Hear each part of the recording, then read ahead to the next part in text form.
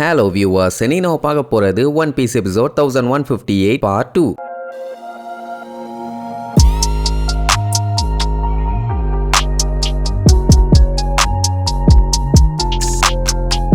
Open பண்ணா போன பார்ட்ல நம்ம ஆளுங்க கண்ணாடியை உடைச்சு நம்மெல்லாம் ஒரு கேஜுக்குள்ள இருக்கோம்னு கண்டுபிடிச்சிட்டாங்கல்ல. இனி சும்மா இருப்பாங்களா? ஜோரோ கத்திய வச்சு சும்மா சரக்கு சரக்கு சரக்குன்னு ஒரே வெட்டு தான். அந்த இடம் ஓபன் ஆயிரும். வெளியில வந்ததுக்கு அப்புறம் நேத்து யாரோ கத்திட்டு இருந்தாங்களே ஹெல்ப் ஹெல்ப்னு, எங்க இருக்கீங்க, யாரு கத்துறது அப்படின்னு லூஃபி கேட்டவன, இங்க இருக்கையா எடிய காப்பாத்து கையா, என்னால முடியல ஐயான்னு கதறி அழுகிற சவுண்டு. உடனே அப்படியே மேல பாப்பாங்க. பார்த்தா நம்ம சாப்பரு அவனை சங்கிலி போட்டு கெட்டி வச்சிருக்காங்க. நம்ம ஆளுகளை பார்த்த உடனே அவனுக்கு ஆனந்த கண்ணீர் தாங்க முடியல. அப்பாடா நம்ம ஒரு வழியா மீட் பண்ணிட்டோன்னு பாஞ்சு வருவான். சங்கிலி இருக்கத மறந்துட்டான் போல. அப்படியே பொத்துன்னு வந்து விழுவானா. யார் உன்னை இப்படி பண்ணா என்னன்னு கேட்டா அது அவனுக்கே தெரியல. கண்ணை திறந்து பார்க்கும்போது இந்த நிலைமையில இருந்தானாமா. எவ்வளவோ ட்ரை பண்ணியிருக்கான், கழுத்துல இருக்க அந்த காலரை எடுக்க முடியல. அவ்வளவுதான், நம்ம சாக போறோன்னே முடிவு பண்ணிட்டான். அதை நினைச்சு கதறி கதறி அழுதுட்டு இருந்தா அவங்கிட்ட கொண்டு போய் கத்திய நீட்டி, இரு நான் ரெண்டா வெட்டிடுறேன் பானா. சாவு பயத்துல இருக்கவங்கிட்ட இப்படியாடா கத்திய காட்டி பயமுறுத்துவேன்னு சொல்லி ஜோரோ கிட்ட கத்திட்டு கிடப்பான். நம்ம நமி தான் பயங்கரமான தீஃபாச்சே. எந்த லாக்கா இருந்தாலும் அசால்ட்டா திறந்துருவா.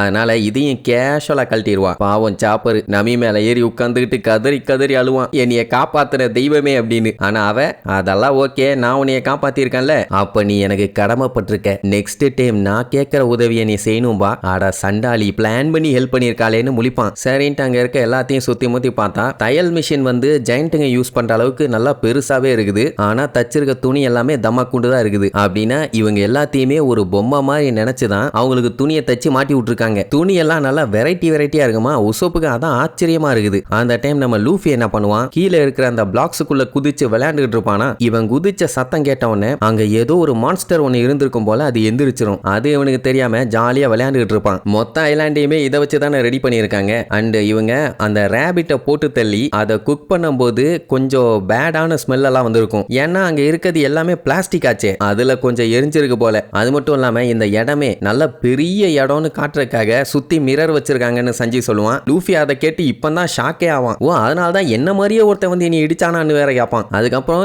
இங்க இருந்து அந்த மிரரை பார்க்கும்போது உள்ளுக்குள்ள என்னென்னலாம் இருக்குன்னு நல்லாவே தெரியும். ஆனா உள்ளுக்குள்ள இருந்து வெளியில பார்த்தா எதுவுமே தெரியல. இந்த மாதிரி மேஜிக்கல் மிரர் இருக்கான்னு கூட ஆச்சரியமா பார்ப்பாங்க. உடனே சஞ்சி இருந்துட்டு, நமி நான் வேணா கேர்ள்ஸ் ரூமை ஒரு நாள் வந்து கிளீன் பண்ணிட்டுமான்னு கேட்பான். எதுக்குன்னா இந்த மிரரை அங்க ஃபிட் பண்ணிடலான்னு. உடனே வாயிலே ஒரு மிதி, மவனை ஏதாச்சும் பண்ணன்னு கேள்விப்பட்டேன், பல்லுகளெல்லாம் பேத்து விடுவேன்னு. உடனே ஜோரோ ஏதோ ஒரு கிறுக்கு ஜெயண்ட் தான் இந்த பிளாக் கிங்டம் ரெடி பண்ணியிருக்கான். இந்த மாதிரி ஒன்ன உருவாக்கி அதுக்குள்ள மனுஷங்க அனிமல்ஸுங்கன்னு போட்டு என்டர்டைன்மெண்ட் பண்ணிட்டு இருந்திருக்கான். கேட்கவே கிரீப்பியா இருக்குது இல்ல. அப்படின்னா நம்ம எல்பேஃப் வந்துட்டோமா, ஜெயின் கிங்டம்ல இருக்க ஏதாச்சும் ஒரு ஜெயின் ஹவுஸ்குள்ள மாட்டிட்டோமான்னு ஒரு டவுட். அப்ப பாத்தீங்கன்னா உள்ளுக்குள்ள ஒரு பயங்கரமான மான்ஸ்டர் பேர்ட் இருக்குது. அதையும் நம்ம ஆளுங்க நோட் பண்ணிருக்க மாட்டாங்க. பட் அது இவங்கள பாத்துட்டு இருக்குது. இதை நினைச்சு மத்தவங்க எல்லாம் பயந்துகிட்டு இருந்தா லூஃபி என்ஜாய் பண்ணிட்டு இருப்பான். அப்படின்னா நம்ம வந்துட்டோமா, வேற லெவல் போ, சூப்பரா என்ஜாய் பண்ணலாமா. கீழே பாத்தீங்கன்னா இன்னும் ஏகப்பட்ட மான்ஸ்டர்ஸுங்க நின்றுட்டு இருக்குது. அதை எதையுமே இவங்க கவனிக்கல. சரி இப்போதைக்கு இவங்களுக்கு ஒரே ஒரு விஷயம் கன்ஃபார்ம் ஆயிருச்சு, இவங்க இருக்கிறது ஒரு ஜெயண்டோட ரூம்ல. இதை விட்டு இவங்க வெளியில போனா போதும், எங்க இருக்காங்க என்னன்னு கண்டுபிடிச்சிடலாம். சரி மத்தவங்க எல்லாம் எங்கன்னு கேட்டா அது தெரியல, பரவாயில்ல. அந்த கிறுக்கு ஜெயண்ட் வர்றதுக்கு முன்னாடி நம்ம இங்க இருந்து எஸ்கேப் ஆயிடலாம் அப்படின்ட்டு பிளான் பண்ணுவாங்க.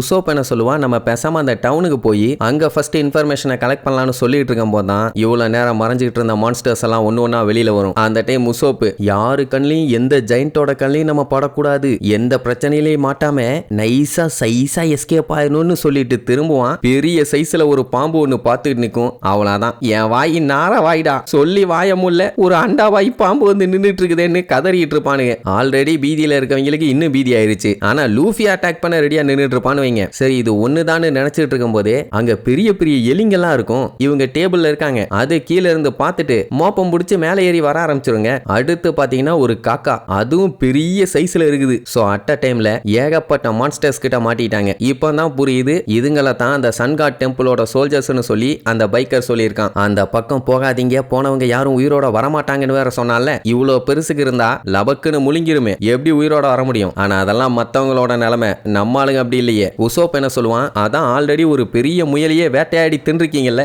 அதே மாதிரி இதோட சோழியை முடிச்சு விட்டுருங்கம்மா. அப்படியே இவங்க இருக்க இடத்துக்கு வெளியில காட்டுறாங்க. இவங்க ஏதோ ஒரு ரூம்குள்ள இருக்காங்கன்னு மட்டும் தெரியுது. அந்த அந்த இடம் பாத்தீங்கன்னா ஏதோ நீளமான பாதை மாதிரி இருக்கும். அந்த இருட்டுக்குள்ள இருந்து ஒரு பெரிய ஜெயண்ட் ஒன்னு பயங்கரமா நடந்து வந்துட்டு இருக்கும். அதுவும் நிறைய முடியோட. மூஞ்சி தெரியல, ஏதோ ஒரு அனிமலோட ஸ்கல்ல போட்டு மறைச்சிருக்கும். எங்க உசோப்பு சன்கார்டு வர்றதுக்குள்ள இதுங்க எல்லாத்தையுமே காலி பண்ணிருங்க, அதுக்கப்புறம் நம்ம எஸ்கேப் ஆயிடலாம்பா. அவ்வளவுதானே, இப்ப பாருன்னு சொல்லிட்டு நம்ம பையன் அவனோட ஹாக்கி பவரை யூஸ் பண்ணுவான் பாருங்க, வேற லெவல்ல இருக்கும். செகண்ட் கியரோ தேர்ட் கியரோ இல்ல, ஸ்ட்ரெயிட்டா கியர் 5 தான். அப்புறம் என்ன ஜாலியா சிரிச்சுக்கிட்டு அந்த இடத்தையே ரப்பர் மாதிரி மாத்திடுவான்னு வைங்க. குதிச்சு குதிச்சு விளையாண்டுக்கிட்டு ஃபர்ஸ்ட் அந்த காக்காவை அட்டாக் பண்ண போவான். இடையில அந்த பாம்பு வந்து நம்மளால கவ வரும். உடனே அதோட பல்ல லாக் பண்ணி சுத்தி தூக்கி ஒரு அடி அடிப்பான். டேபிள்ல இருக்க துணி அங்க எரிஞ்சுக்கிட்டு இருக்க நெருப்பு மேல போய் விழுந்துரும். சோ அந்த துணி தீ பிடிச்சி அந்த இடமே அப்பதான் கொஞ்சம் கொஞ்சமா தீ பிடிக்க ஆரம்பிக்கும். இங்க அந்த ஜெயண்ட் வேற ஒவ்வொரு டோரா தாண்டி வந்துகிட்டு இருக்கும். அங்க இருக்க டோர்ஸ் எல்லாம் பார்த்தா இந்த மாதிரியே ஏகப்பட்ட கிங்டம் கிரியேட் பண்ணி வச்சிருக்கும் போல. சரி, இங்க லூஃபி பாத்தீங்கன்னா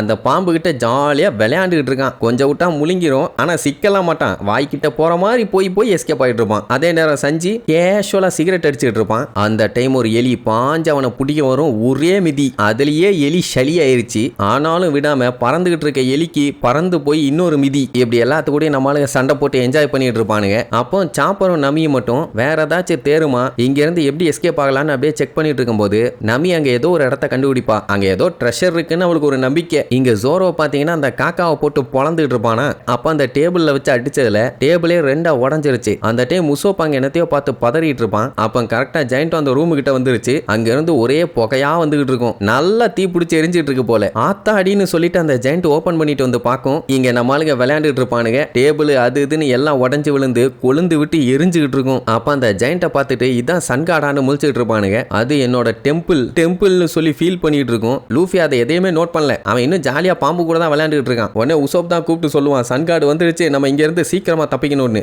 அப்போ சஞ்சி இருந்துட்டு ஒரே ஒரு செகண்ட்னு சொல்லி அங்க இருக்க எலி எல்லாத்தையுமே பொழந்து கட்டிடுவான். எல்லாத்துக்கும் பயங்கரமான மிதி. ஜோரோ மட்டும் என்ன சும்மாவா இருப்பான், நாங்க மட்டும் என்ன தக்காளி தொக்கான்னு கத்திக்கிட்டே வந்த பேர்டை சன்காடுக்கு முன்னாடியே ஒரே போடு சோலி முடிஞ்சு. லூஃபியும் சரி நம்மளும் வேலையை முடிச்சிடலாம்னு சொல்லிட்டு கைய சும்மா மின்னல் வேகத்துல சுத்திக்கிட்டு ஒரு அட்டி ஒப்பான் பாருங்க.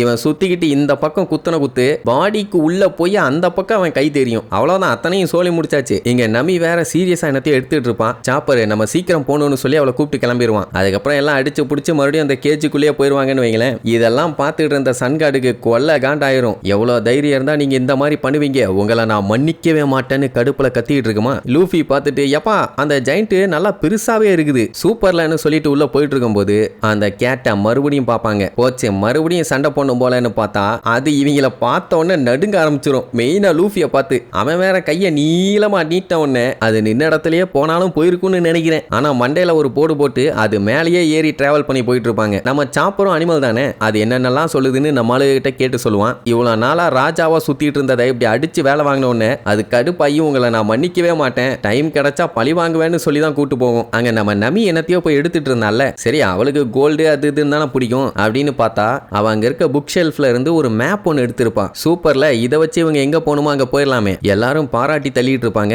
அப்போ டம்மு டம்முன்னு ஒரு சவுண்டு. யாரான்னு பார்த்தா அந்த ஜெயண்ட் தான். அதான் அந்த சன்காடு. அந்த இடத்துக்குள்ளேயே வந்து எவ்வளவு தைரியம் இருந்தா என் கிங்டத்தை இப்படி நாசம் பண்ணுவீங்க, உங்களை நான் சும்மா விட மாட்டேன்னு கத்திக்கிட்டு இருக்குமா. உசோப்பு பார்த்துட்டு ஐயோ மறுபடியும் வந்துட்டானே, எல்லாம் ரெடியா இருக்கையா, இனிமேட்டு இந்த பக்கம் போனா நம்ம உசுருக்கு ஆபத்து. அப்படியே ஆப்போசிட் சைட்ல போனா மறுபடியும் மிரர் தான் இருக்குது, அதையும் இடிச்சு உடச்சு நம்ம அந்த வழியை எஸ்கேப் ஆயிடலாமா. சரி ரைட்டு தப்பிச்சிடலான்னு சொல்லிட்டு வேகமா போவாங்க. லூஃபி என்ன நடந்தாலும் அவன் ஜாலியா தான் இருப்பான். அப்ப அங்க வாழ்ந்துட்டு இருக்க மக்கள் இருக்காங்கல்ல, அவங்க இந்த இடமே மொத்தமா டம்மு டம்முன்னு அது இருந்த உடனே அவங்களுக்கு பயங்கர ஷாக்கா இருக்கும். ஏன்னா இது வரைக்கும் இந்த மாதிரிலாம் நடந்ததே இல்லை. அப்புறம் தான் தெரியுது சன்கார்டு அங்க கடுப்பா வந்துகிட்டு இருக்காருன்னு. அப்ப அந்த ஜெயண்ட் என்ன ஆனாலும் சரி உங்க சாவு ஏன் கையில தான் சொல்லிட்டு வெறியோட நம்ம ஆளுகளை விரட்டிக்கிட்டு வருது. இனி இதுக்கப்புறம் அந்த ஜெயண்ட்டை நம்ம ஆளுக என்னென்னலாம் பாடுபடுத்த போறாங்கன்னு அடுத்தடுத்த எபிசோட்ல பார்க்கலாம். டாடா.